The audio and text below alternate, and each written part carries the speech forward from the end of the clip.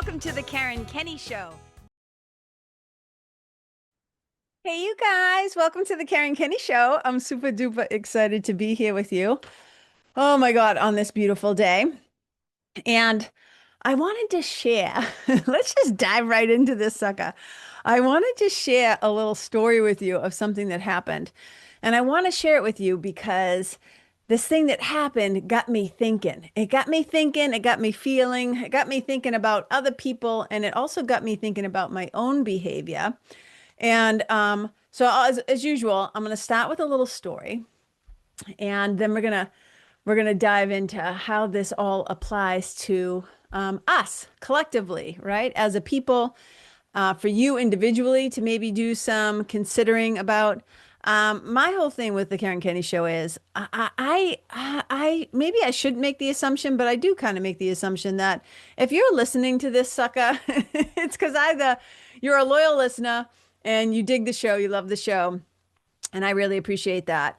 But you're the kind of person who wants to kind of take a look at themselves, that you have some depth, that you're curious, that you're a lifelong learner, that you don't want to walk around being an asshole, right? Like a selfish asshole caught up in our own stuff, right? We're curious about transformation and learning and growing and discovering and all that stuff. Okay. So whether it's self-development or transformation work, spiritual work, whatever you want to call it, you're just curious about what it is to be a human being and how you can um, you know, um, really show up as your truest self and your best self. And it doesn't mean we don't still fuck up and we don't make mistakes, and none of us are perfect, okay? But we have a desire to show up as the love that we are. And sometimes we're clumsy and sometimes we blow it. But you might be very new here. Maybe somebody sent you to listen to the show. And if you're new here, welcome. I'm so happy to have you. And if you don't like this show or this episode, I mean, that's the beautiful thing of of being an adult is you don't have to listen. You can just be like, out of here, see you later. But thank you for giving it a shot and giving it a try. I am not everybody's cup of tea. Okay, so here's the deal. If you listen to last week's episode, I was telling you that whole great story, that Kismet story of how I got asked to be a part of an art show. And it's called the Mothership, the art show. I'm only telling you that because it's needed in context for this story. It's called the Mothership, and the fact that it's happening in May of 2026 was a really big deal. That I was invited to submit a piece on mother in the month of May. So, as many of you know, if you're a friend of mine or if you're a loyal listener, you know, my mother was murdered when I was 12 years old in the month of May, May 7th, 1981. So, this year, 2026, is her 45th, it's the 45th anniversary of her death. But within a 2 week period of time, it's basically like the anniversary of my mother's death. It's the anniversary of my mother and my stepfather's wedding. It is my mother's birthday. It's Mother's Day. Like May is like mom month. You know what I'm saying? So the fact that I got offered an opportunity to do something around this concept or idea of mother or the mothership or mothering, mother nature, the whole thing was just really, really beautiful divine timing. And because it's the 45th anniversary, I wanted to do something special. I didn't know what that was going to look like, right? I have my yearly rituals, I have my annual things that I always do. But with this being like a big anniversary, I was like, oh, I hope I can do something, a little extra cool or extra special. And then all of a sudden I got this opportunity to do that. So I'm pretty excited. So okay, but here's the thing. The show is running from May 1st to like around May 30th, right? So this past Friday, May 1st, the installations went up, the artwork went up. It's 14 different artists. So everybody has such different ideas around this concept, which is so cool. And I was able to be at the gallery. So the show, for those of you who are local, Concord, New Hampshire, it's at the 11th Letter Writing Gallery. It's 146 North Main Street downtown, right downtown. And you'll see it. It's like right next door to the old Runners Alley, now Marathon Sports. It's like right there. So please come see the show. And this Friday, May 8th, which is the day after the anniversary of my mother's death, is when we are having the opening reception from 5:30 p.m. to 7:30 p.m. If you're local, I would love to see you come, hang out, see the art, meet the artist, talk to us, like all the stuff. Okay. So here's the thing that happened. I'm going to get into the story now. So I was there. We had put my piece is like a mixed media piece installation. So that piece like goes up. And the doors open and all the other like that everybody, everybody's artwork is all over the walls. It's fantastic. So I was there towards the end of the day, like probably from like 6:30 to 8 or whatever. And I was hanging out with Jocelyn Wynn, who owns the space. She owns the gallery. And some folks came in off the street because it was like downtown, like in town Concord. It was their first Friday. So the first Friday of the month from like May to I think it's November. They have like events and some of the shops are open later and whatever. So there was like live music going on. There was all kinds of events, all kinds of things happening on the surrounding streets. So people were like wandering in. And at one point I was just sitting there, or standing there talking to Jocelyn, and these people came in. And they're like looking around the gallery. They're reading the different artist statements, like all this stuff. And then they come up to my piece. Now, of course, they have no idea. I mean, you would have had to kind of look kind of closely to make the connection between like the pictures on my piece and like turning around and seeing me and going, oh yeah, like that's the artist, right? Like that's the person. But so it was really interesting. And I don't want to tell you exactly what my piece is because I want you to come and see it. But for those of you who are not local, if you want to see it at some point, let me know and I'll send you some pictures after the show comes down or I'll put it on my Facebook page or whatever. You can go check it out. But what was really interesting is that my piece is really like, how can I describe it? Think of it as like a trailer or not even a teaser, but like, how there's a trailer to a movie, there's like a preview, like a movie preview. This is like a preview to like the opening chapters like of my book. So this is like a nod, obviously, to my mother's story, her life story, her death story, and then me becoming a writer. And so, and that's what I'll kind of like say. So it's this pretty cool installation piece, but you have to be curious. Like you have to lean in, like you have to read this thing and like look at the pictures and connect the dots. It's about kind of being like a detective in a way. So these folks came in, one guy starts reading my artist statement, and these two women are kind of looking at this thing. And there's, everything in this writing, in this gallery in particular. It's not a normal quote unquote like art gallery. It's a writing gallery. So any piece of art that is hanging in this place has to have some sort of text or words or writing in it. Like that's what makes it so cool. I've never heard or seen of any other person having a writing gallery. So kudos to Jocelyn, because this is just wicked cool. So, there's pictures in my piece, there's words in my piece, but you have to like again, be curious, lean in and read it, start to connect the dots. So these women are looking at it and they just read this one thing on my piece and they just go like, oh, and they suck their teeth and they're like, this is awful or this is too bad or whatever they're saying. Now, again, I'm behind them. Jocelyn's looking at me and I'm just like watching them watch my piece. And it's such a trip. It's a really weird thing. I imagine it's what it's like when if you're an actor or whatever and you're kind of incognito and you're in a movie theater watching people and responding to your work, but like they don't know that you're in the room. So I'm just kind of standing there watching them take it in and I'm just fascinated. I will say this about myself, even when my husband, right, is a professional musician. And even when he's up on stage doing a show, I love watching him do his craft and perform and all of that. That's amazing, number one. But one of my favorite, like my second favorite thing about a big show like that is watching people react to the band, the music, his artistry, his singing, like all the stuff. Like that to me is so much fun to look around and see the connection of how they're feeling and how they're experiencing the show, right? Like that's one of my favorite things. So watching people interact with things, I find fascinating.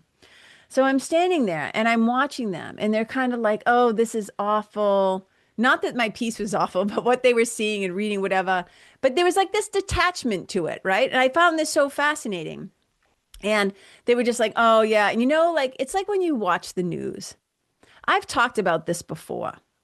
But one of the things that happens when we're in a society when so much crazy shit happens every day, or so much awful shit is going down, or, right now it's a pretty intense time to be alive. Every new day is another thing where you're just heartbroken or devastated or fucking horrified or whatever, right? And so it can be really easy to just do that teeth sucking thing where you look at the TV and you see this awful news story about whatever, right? War, famine, loss, rape, murder, whatever, just children suffering, animal suffering, the planet, right? Whatever's going on.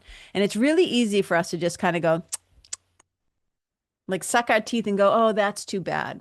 And to get a little numb, to like what's going on, to not really lean in or interact. And I understand that sometimes it can be a little overwhelming, right? You feel like you're being bombarded with too much bad news all at once. But again, to relate to this story, so I see these people kind of looking at this thing and they're acknowledging it, but I also get on a certain level that they're not quite getting it. So then this really interesting things happens. So Jocelyn looks over at me and says, "Can I tell them?" And I said, "Yeah." And so Jocelyn goes, "This is her. This is the artist." And they're like, "Oh." And then I point to a couple, they're like, "Oh, this number or this figure, it's something that's on my art piece, right?" And I lean forward and I go, "Yeah." And Jocelyn says, "This is like the introduction to her book. This is like a trailer for her book, like a teaser, like these chapters." And they're like, "Oh." And then I lean and I go, "This right here is my mother." I go, "And that's me." And they go, "Oh." And you guys, when I tell you, like, boom, I snap my fingers, like, boom, immediately they get wicked curious. They lean in. They actually start interacting with the piece. They're reading it.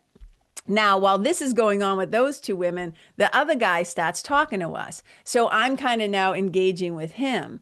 And he's talking about a short story he wrote, whatever. But I can hear the women, right? Because writers are some of the best eavesdroppers on the planet. So while I'm kind of listening to this guy, well, they were really like, Jocelyn and he were talking, and I was kind of standing there, but I was listening to the women. And I could tell, like, now they're really engaging with it. And they're reading things to each other and they're commenting, and their whole energy, their whole vibe shifts. Their emotions start to get engaged. And I realize, I'm like, oh, so what was the moment when things change? And just stay with me here if you're listening, because this is going to matter in a minute. I'm like, what changed? And I'm like, oh, the second that it got personal, the second that they could see that this thing wasn't just something outside of them or separate, that there was a real human being attached to that story, and that human being was right in front of them. I was like, oh, so as soon as it became personal, they could attach it to a person that like looked like them, right? That they could maybe relate to. Then everything changed, and it stopped just being a teeth sucking, like, oh, too bad, and being like, oh. And it got me to thinking about today's topic, which I'm calling like the difference between sympathy, empathy, and compassion. Now, I can't speak for you because I'm not you, but I can say for me that I have journeyed through each of these different things, right? Sympathy, empathy, and compassion. And I have seen myself in relation to places and things and people and situations, and how I may or may not respond. And one of the things I'm definitely trying to do while I'm still alive on the planet is always to expand my capacity for compassion, because it's different than empathy and sympathy. And I think that we're not always taught what the difference is. We don't understand, or we can't feel necessarily because we don't know. And I just thought this is a really powerful opportunity to learn, because once we learn this, we can't unlearn it or unsee it. And it will change our lives if we are willing to pay attention and to practice this stuff. So I wanted to share this with you because I saw it in real time. And the example I just gave you about the women, and as soon as it became personal, they changed. It's because they changed a state. They went from sympathy to empathy to compassion. And it was very powerful to see it happen right before my eyes in real time. And I think once I'm done kind of explaining this or sharing this with you, and you might already know all the differences, and that's great. But look at repetition is the mother of all learning, and we could all use, I think, an opportunity to grow our compassion muscle. So for those of you who are listeners, I'm going to talk about this. But for the watchers at home, because I know a lot of you watch on YouTube, well, I shouldn't say a lot, but some of you watch on YouTube.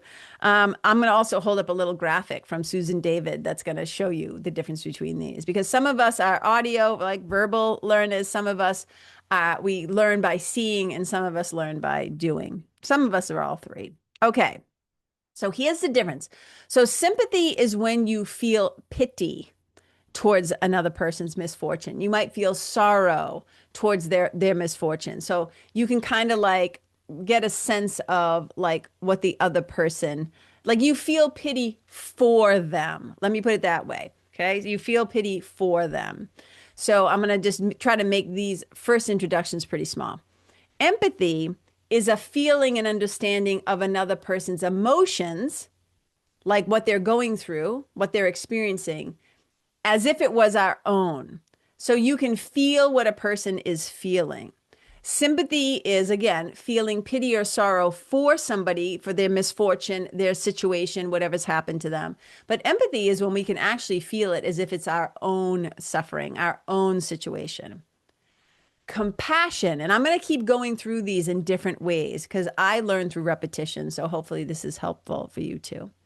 Compassion, though, is more than just a feeling. Compassion is the action-oriented desire to actually alleviate somebody else's suffering. So where sympathy, you might have, again, pity or sorrow for their suffering. Empathy is when you can feel it as if it's your own suffering. Compassion is the action kind of based form of this, where you have a desire inside of you to alleviate their suffering. It is the willingness to relieve another person's suffering or an animal's suffering or whatever.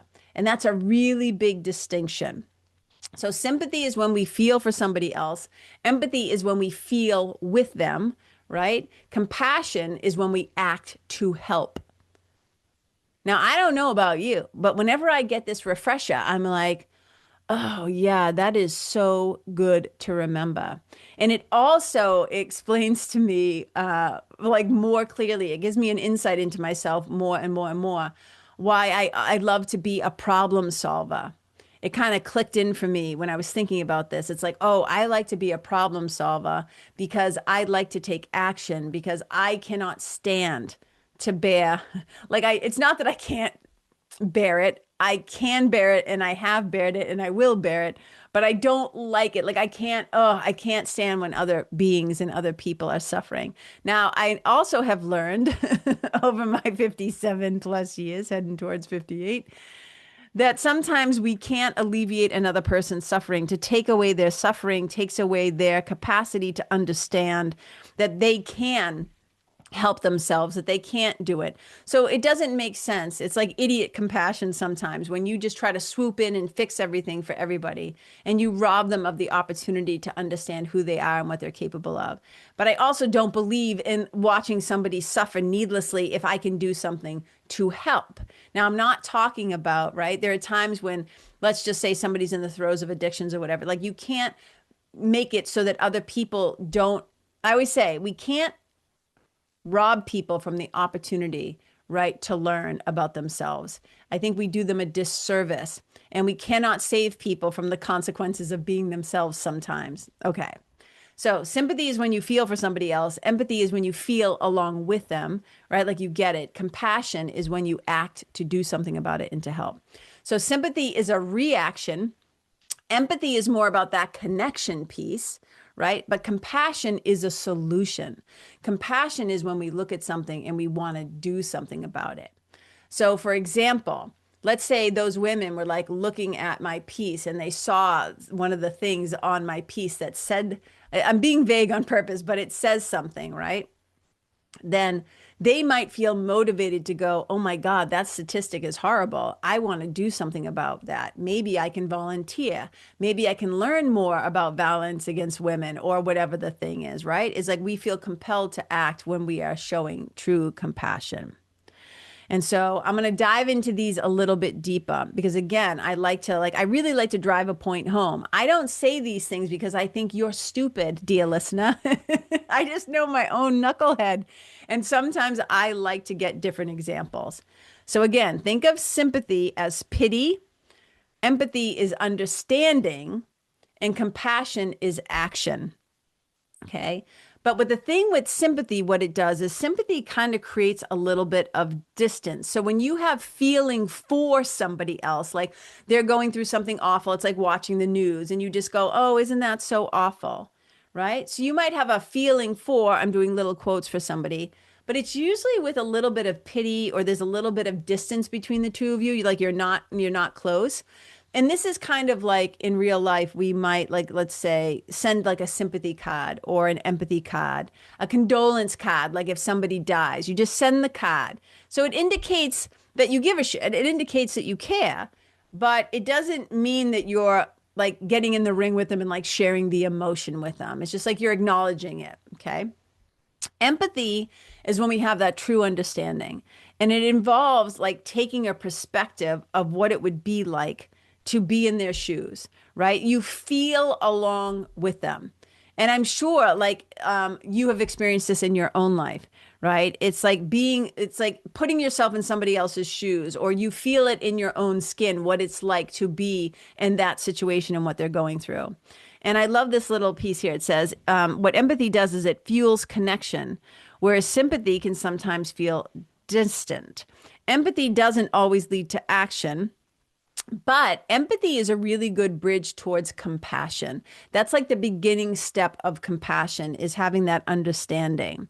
But here's the thing that happens, and maybe you've experienced this yourself, especially in the caring professions. So whether that's therapists, psychologists, nurses, hospice workers, whatever, right? EMTs, police, whatever. When you are in the service business, when you're in the caring profession, you can oftentimes end up with empathetic distress. So like you get overwhelmed because, or social workers, right? That's a perfect example. A lot of times you're involved in these systems of care where you're trying to help others, but it just feels hopeless. It feels like, oh my God, I feel all this empathy, but I don't have the power to change their situation. I don't have the ability to take action on their behalf. There's nothing I can do. So you're just bombarded on a daily basis of deep, deep, deep feeling, right? This is why when people say, oh, it's so hard to be alive because I'm an empath. I think we're all empaths. I think we're all empathetic. I mean, unless you're like a serial killer or have, a sociopath and you don't have feeling towards others, right? But we can end up in a place where we have empathetic distress. Another key interesting thing about empathy, though, is it often is self-oriented, right? It's like we're focusing on how we might feel in that situation, where compassion is really other-oriented. So let's jump to compassion now again. So compassion is like, so where empathy is sharing the feelings of others, like you can feel it along with them. Compassion is when you have a wish to help them. I love this. When you have a wish to make a difference, when you have a wish, like I always say, like wherever you go, may your presence, your energy, your love be a blessing. May you being there, may it leave people differently than how you found them. Something occurs in that where you take maybe some sort of action where you are a helper, right? So it goes beyond, compassion goes beyond empathy. It goes beyond just understanding. Okay. It's you wanting to actively somehow, some way alleviate the suffering. So it's often, I love this, I wrote this down. Compassion is often described as empathy in action. And where compassion is proactive and rewarding, it encourages pro-social actions to help others. Also, listen to this statistic. Compassion is often seen by the ones who are suffering as more helpful than empathy alone because it involves actively addressing needs. And studies indicate that compassion training reduces negative emotions and increases positive ones. Because there's often a negative effect when it's just empathy alone, again and again and again and again.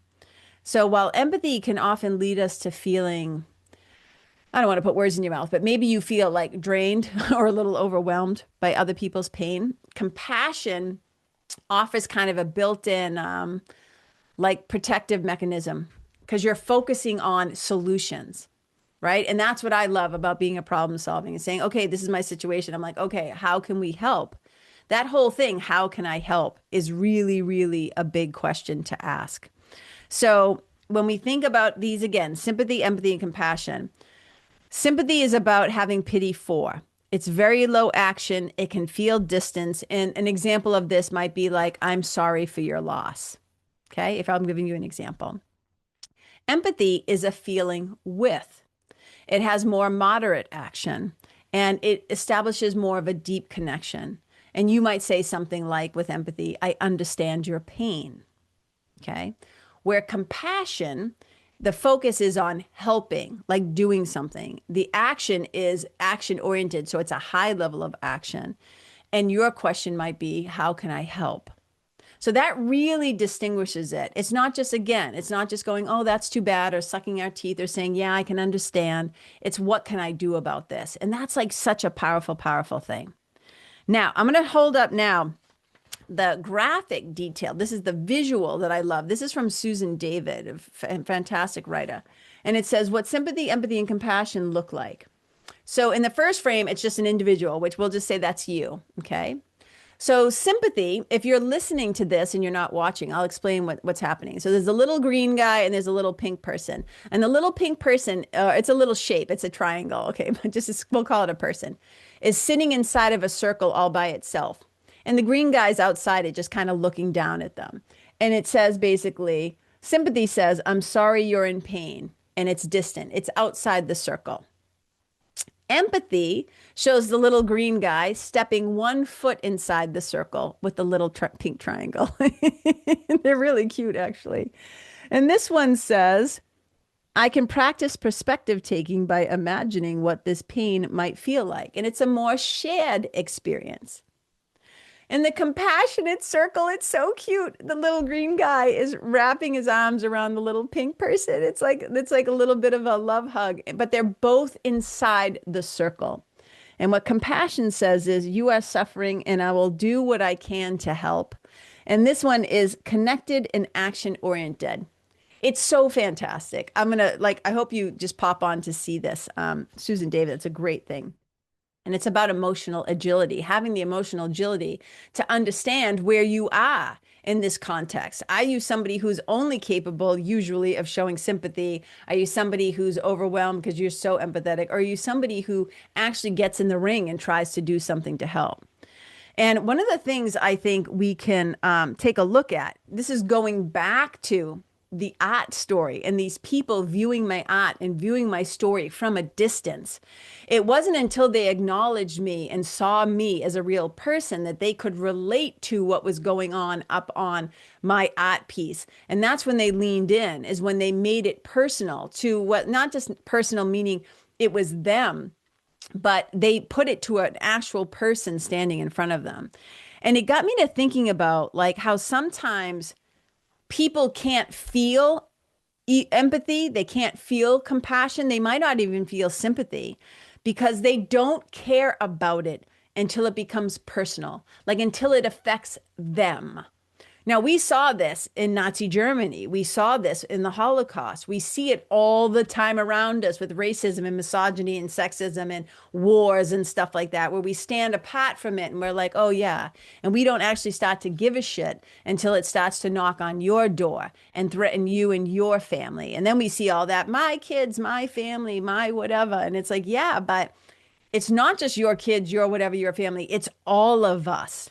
Right. And sometimes until it becomes personal or until a person experiences it themselves, they're not worried about it. They don't think about it. They don't want to do anything about it. And they certainly don't feel moved by it. And I think of this often, like I've had people say to me, right, over time, and I give them credit for acknowledging it. But a lot of times people can't feel those things or understand those things because they'll say, I hadn't gone through it. And they'll say to me, I've had people say to me, until I lost my beloved dog, until I lost my beloved pet, my furry kid, right? My animal that was like my guy, my person, my being. I had no idea.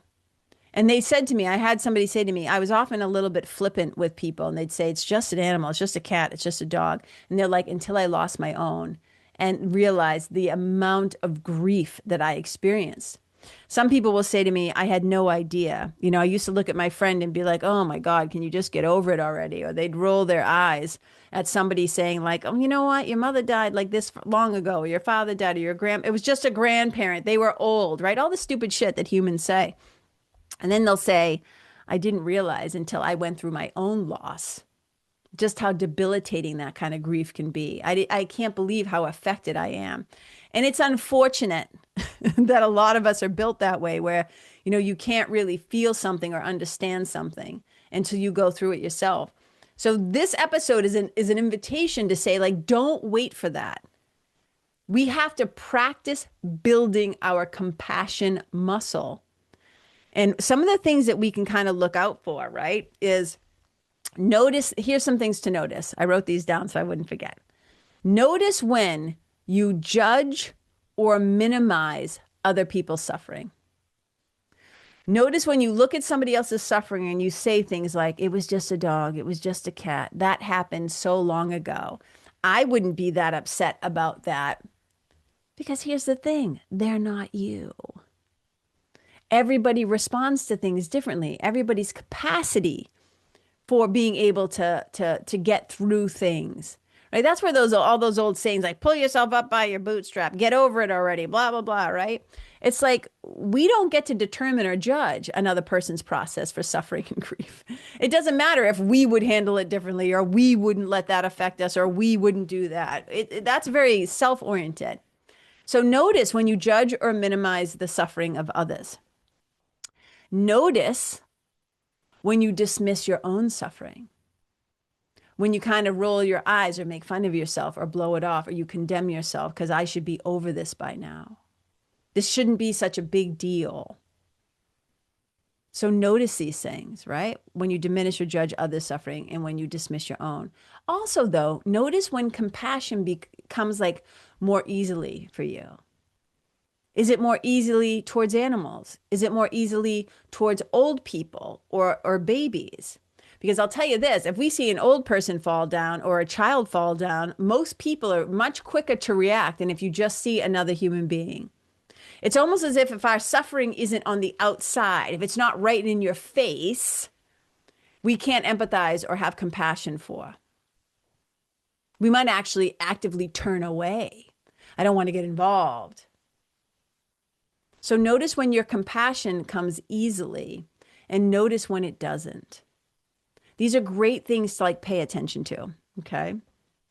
Also, I know this because as somebody who has lived with irritable bowel syndrome for a really long time, who has an affliction or disorder or whatever that you can't see on the outside. And all kinds of people are walking around with illnesses or diseases or situations that we can't see on the outside. We don't know that somebody just lost their mother. We don't know that somebody just got an awful diagnosis. We don't know that somebody's going through a divorce or a breakup. We don't know that somebody just lost their job, et cetera, et cetera. We shouldn't have to have people walking around with signs or thought bubbles above their head announcing their grief, their suffering, whatever, for us to have compassion for each other. This is a muscle that we really need to grow. I believe this, when I look back and I think about, and again, I know I talk about them all the time, but when I think about go all the way, go down through spirituality and religion, go back to Jesus and how much compassion Jesus had for others. You can look at Mother Teresa, you can look at all kinds of saints and mystics and sages, right? But we can also look at more modern day mystics. Like I look at Bob Ross, I look at Mr. Rogers, right? They were trying to teach us from a very young age to have compassion, right? For each other, for ourselves, for animals, for our environment, right? They were like the powerhouses of compassion.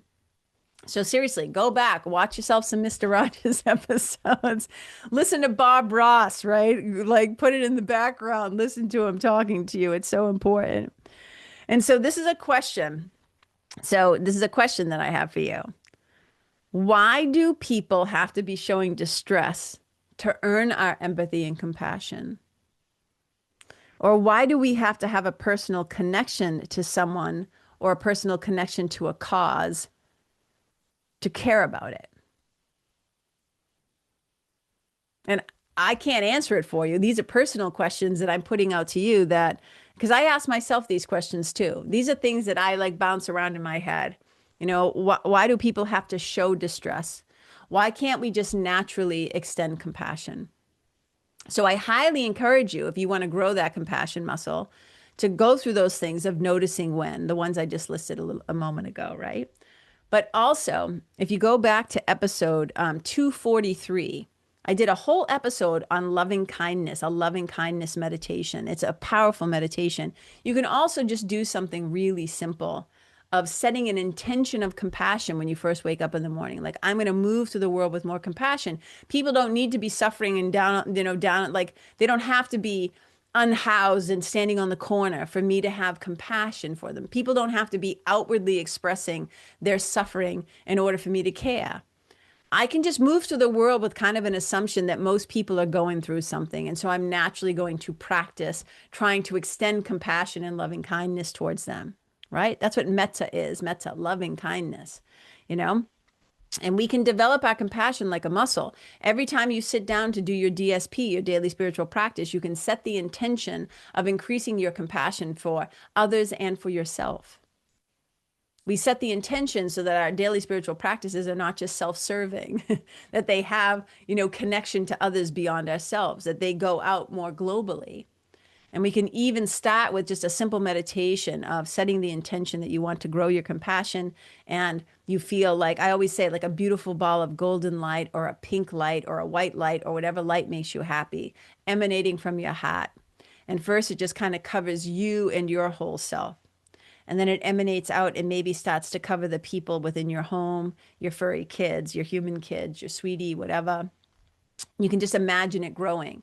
And then you can imagine this golden light reaching out to your family and your friends. And imagine that they can feel the love that you're extending. They can feel the compassion that you're extending. And then you can extend it. It's very similar to like a loving kindness meditation. And then you can extend it to, people you love. And then you can extend it out a little bit wider. Then you can eventually extend it out to people that maybe you have a disagreement with. Maybe people you actively don't like. And just imagine them receiving that golden light. Imagine that golden light extending from your heart to theirs, right? And just imagine how different the world would be if we were all extending that compassion to each other all the time. I'm not saying it's easy. I'm not saying it's not hard, because actively we have preferences and personalities and just people we don't necessarily love or like. But it's so helpful for us to like get it out there. And remember, compassion is paired with action. It asks the question, how can I help? It goes beyond just, oh, that's too bad. It goes into being action oriented, right? Wanting to actually do something to alleviate the suffering of others. What can I do? How can I help?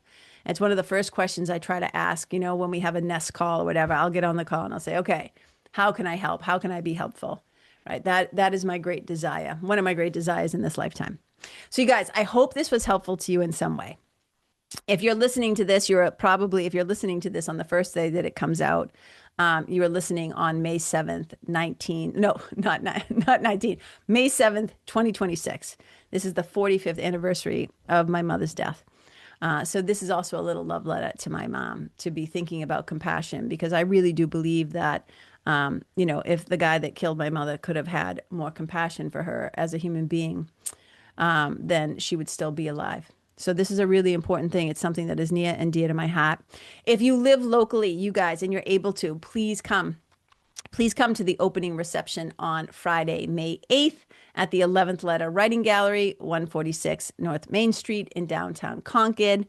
5:30 to 7:30 p.m. The artists will be there to talk about their work and to, just to interact with people or whatever. And I'd love to have you there. So thank you so much for tuning in. I know this was a little bit of a longer one. I hope it was helpful in some way. And just know that I super duper appreciate you for being here. If you can still hear the sound of my voice, thank you for hanging in there with me. And look, wherever you go out in the world, may you leave the people and the animals and the environment and yourself better than how you found it. Wherever you go, may your presence, your energy, your love, and your compassion be a blessing. Bye.